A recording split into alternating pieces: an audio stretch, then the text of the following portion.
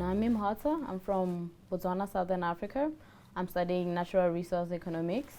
My main interest is to find out how agriculture affects forestry and how we can continue to practice agriculture without affecting our forests.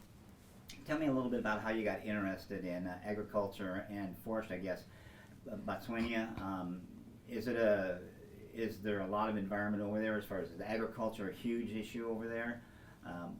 Did you grow up, I guess, I don't think of Botswana going out and hunting for deer and bear, so what drew your interest to this topic?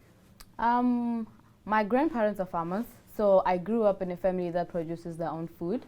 So I've always loved that concept, and I've always loved helping people. So I found that agriculture is a good way to be able to help empower people to be able to produce their own food and to live sustainable and healthy lives. So that is why I chose the agriculture field.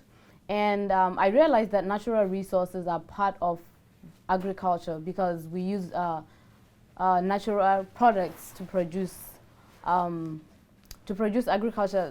agricultural products.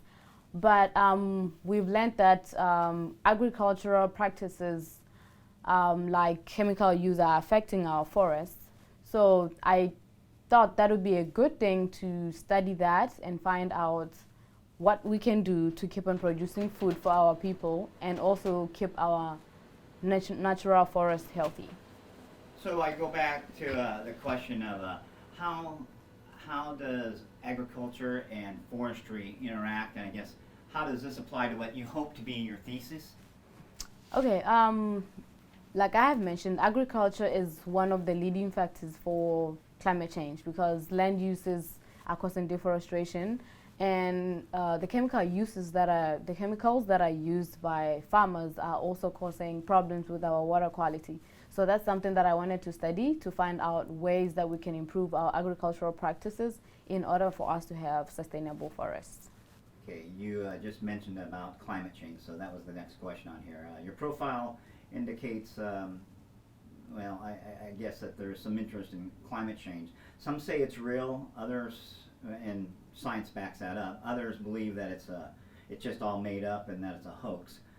What are your thoughts on climate change, and what, I guess more importantly, can we be doing as individuals and as a country to reduce that, actually maybe on a world level? I believe climate change is real because we're seeing the evidence. We know that we have cars that are producing so much carbon. And what I think we can do as a nation is to be aware and to individually take action to do or live lives that will help our climate get better. One of the studies that I did was using agroecology as a way to improve food insecurity. It may not look like a natural resource issue, but it is, because agroecology is mainly encouraging people to love natural resources, to understand that natural resources are part of their daily life.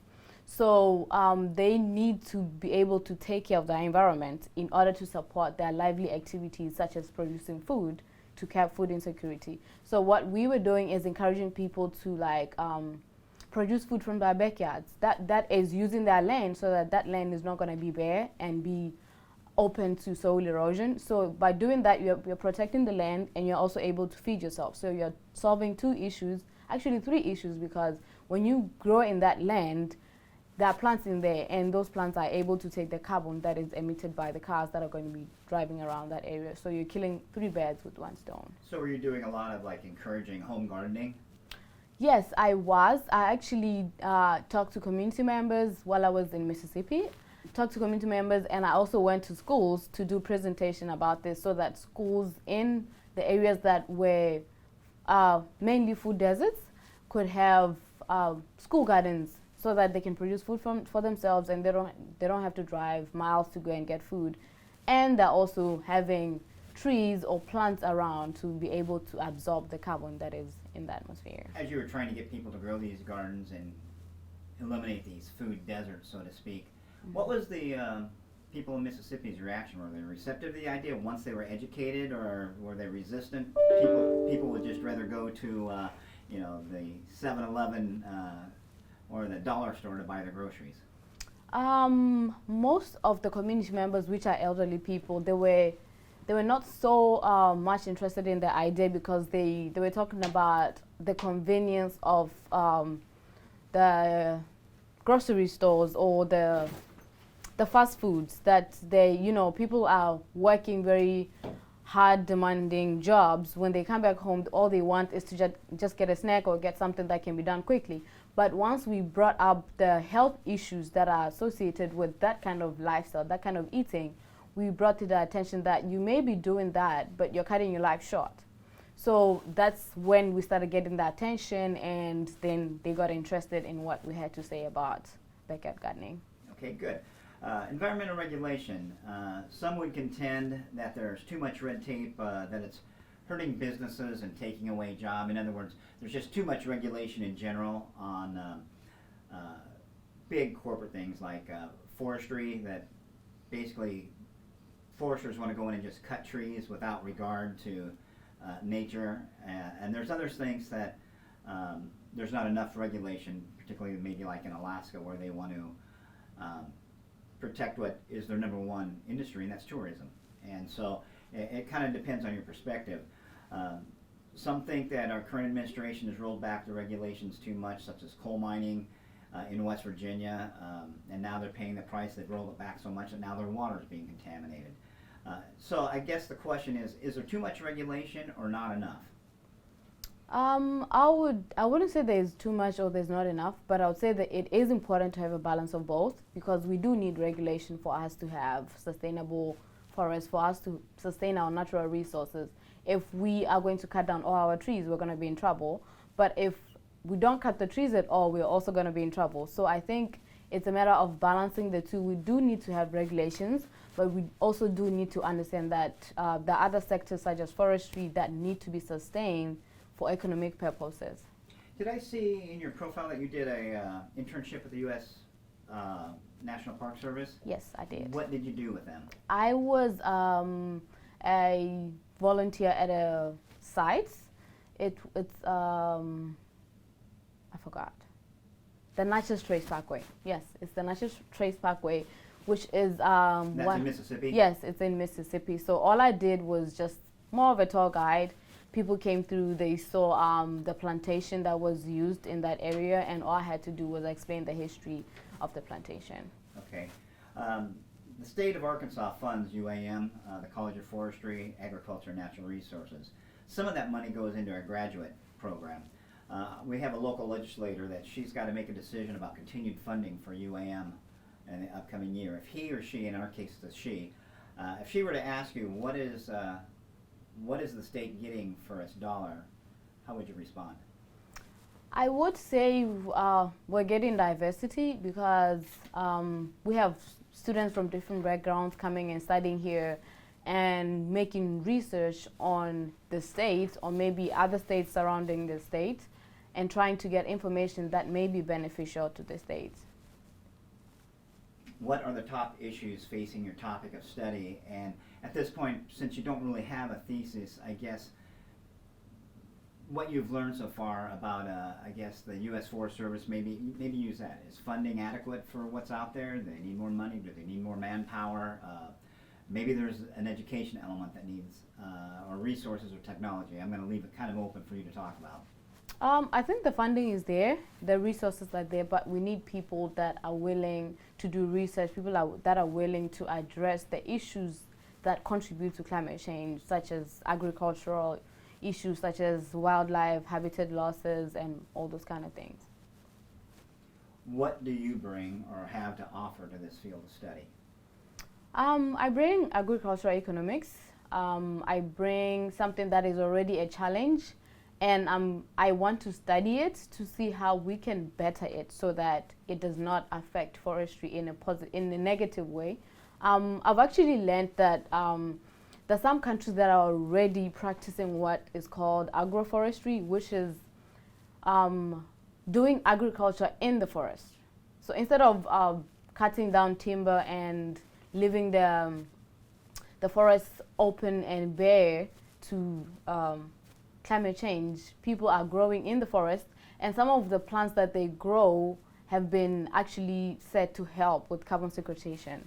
So that's something that is going on out there. Pretend I'm your grandpa, or maybe even on a 7th grade level.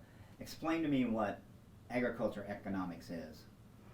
So agriculture economics is mainly about knowing the resources that are available and knowing how they can be used to better the lives of the people around those communities. What are your career objectives, both short-term and long-term? And if you can't find something exactly in agriculture economics, is there another field or another area of interest that, say if I was an employer, that maybe I could hire you? I'll say natural resources or agriculture are mainly where I want to focus. Okay, as far as a short-term goal and a long-term goal, obviously you want to graduate and get a job. What kind of job immediately out of school? And you talked a little bit about a doctorate degree, so you can talk about that. Or then talk about employment, because sooner or later you're going to have to earn some dollars. Yes. My short-term goals are definitely to find a research idea that is going to be impactful and informative. My long-term goals are to become a sustainability manager. So what I want to do is manage our forests and manage agriculture as a source of food production. So I want to bring those two together because those are very two important factors of climate change and people's lives. So that's an area that I would like to work on. More so consultancy, not NGO work. So that's where I'm looking to go into. Probably work and do my doctorate at the same time. Okay. What are your greatest strengths, and then conversely, what is your greatest weakness? My greatest strength is solving problems, identifying resources that are available to solve problems that are there. My weaknesses is overworking myself because I want to achieve so much, so I end up just doing so much and not giving myself rest. Great answer. And I think I kind of know the answer to this, but I'm going to ask it anyway. You, unlike some others, you've traveled worldly, but how do you feel about travel, and I guess are you willing to relocate? You know, most of our students here are from Arkansas, or at least from within the region. You're kind of the exception. I love traveling, and I'm open to work worldly. Europe, USA, Africa, I'm willing to work everywhere where there is going to be a challenge that I feel I can address. I will be willing to relocate and work there. Do you have a target area that you'd like to work? I don't have a target area right now. Okay. I know it's early in your career, but here's a chance to brag about yourself, whether it be your golf, be a high school achievement, whether it be a scholarship that maybe you got for forestry or agriculture. Give me your top 1 or 2 accomplishments in your career, in your journey thus far. Being the #1 golfer in Botswana, it's something that I'm very proud of. I've held the position for a very long time now. I can't even remember when. I think 2010, that's when I started. And being able to get a scholarship to the U.S. because nobody has done that from back home. So. Okay, good. I'm sure you probably have had previous jobs in your life, if not full-time, part-time. What would your employer have to say about you, and if that makes you uncomfortable having an employer talk about you, how about a coworker? Oh, can you repeat the question? Sure. In your previous employment, somewhere along the line, you probably had a part-time job, at least somewhere, at least with the U.S. Forest Service, even in an internship.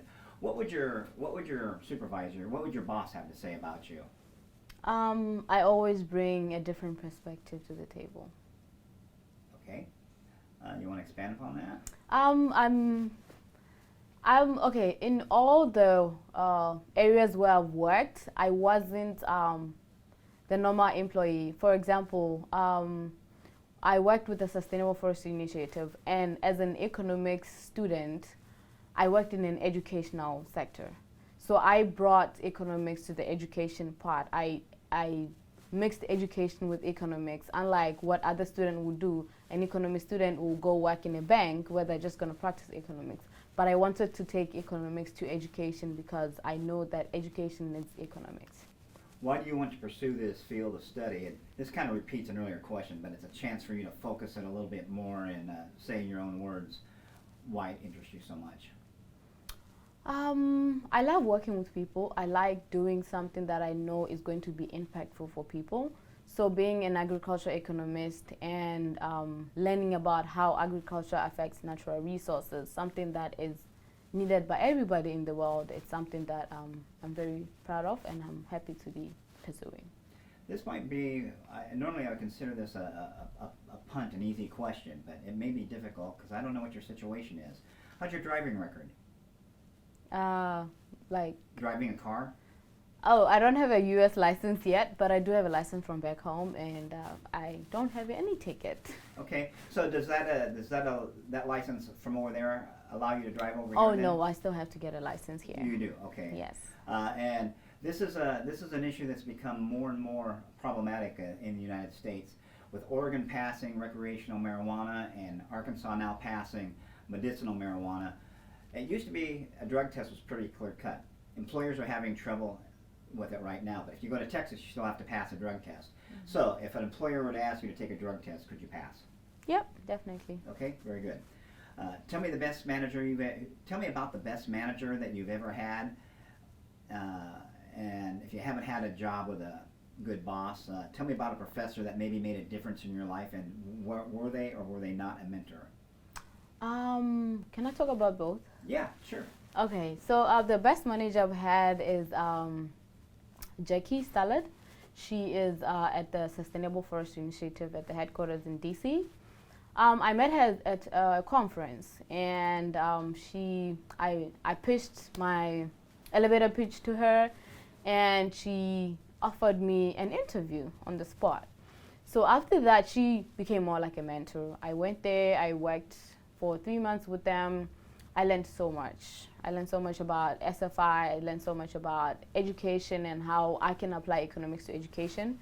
And she also taught me about networking. I met a whole lot of other people through her. A professor that I would call a mentor is Mr. Tedrick Hargrave at my previous school, Alcorn State University. He taught me to believe in myself. He taught me to express myself more. Because I always had a different idea to what everybody or every agriculture economy student had. So I was kind of like shying away from expressing myself, but he taught me that my ideas are valid and I should bring them up to the table. And by the time I graduated, I had won first place in a research conference because of his mentorship. This next question is kind of redundant in considering your circumstance with golf, but do you consider yourself a team player? Yes, definitely. I love being a team player. I'm an introvert, but when it's time to be in a team play, I love my input. I love getting other people's input and mixing it together and bringing one big outcome out of it. So I love being part of a team. Great. Use 3 adjectives to describe yourself, and with one of those adjectives, expand on it a little bit, why you are whatever that adjective is. I would say, okay. I'm different, I'm unique, and I'm rare. Okay. Okay, I would say I'm different because I always want to do the undone. I always want to do something different where I am. I'm unique because I chose to do academics and sports, which is something that most people don't do. They either choose sports or they go the academic way. But I wanted to do both because I believe I have potential in both, and I want to exploit all my talents and give the world all that I have to offer. Good answer. Are you creative? Are you analytical? In other words, are you, and you kind of answered this earlier, somebody who likes to solve problems, or are you somebody who likes to look at a computer and work with numbers and make numbers fit into a square box, so to speak? Definitely creative. I like to find resources that are unused and put them to use. Okay. What do you hope to get out of UAM besides a master's degree in a job? Mentors. I would like to network and learn a lot from everybody in the department. Connections? Yes. Very good. Name 3 requirements besides a good base salary that you're looking from your next employer. In other words, it could be benefits, it could be work culture, it could be maybe you have a certain place, physical building or office space, or as a lot of the wildlife people, they don't want to work in an office at all. They want to be out in the field. What requirements do you need out of your next employer to make you satisfied? A good working culture that allows me to express myself, because like I said, I'm always different. I don't like doing the norm. I don't like doing what other people are doing. And I would like to be half indoors, half outdoors. I cannot survive indoors for a long time. If I'm in an office, I want windows in it. I want to see the trees outside. Yes. Okay, very good. So a window is a definite must. Yes. All right. Why should an employer hire you? Because I'm a problem solver. I'm productive. I make sure that wherever I am, I make an impact. And the final question is, if a potential employer is looking at this video right now, what message is it that you'd like to leave with them? Definitely somebody that they need in their team, because I will find a solution to a problem that I identify in any organization.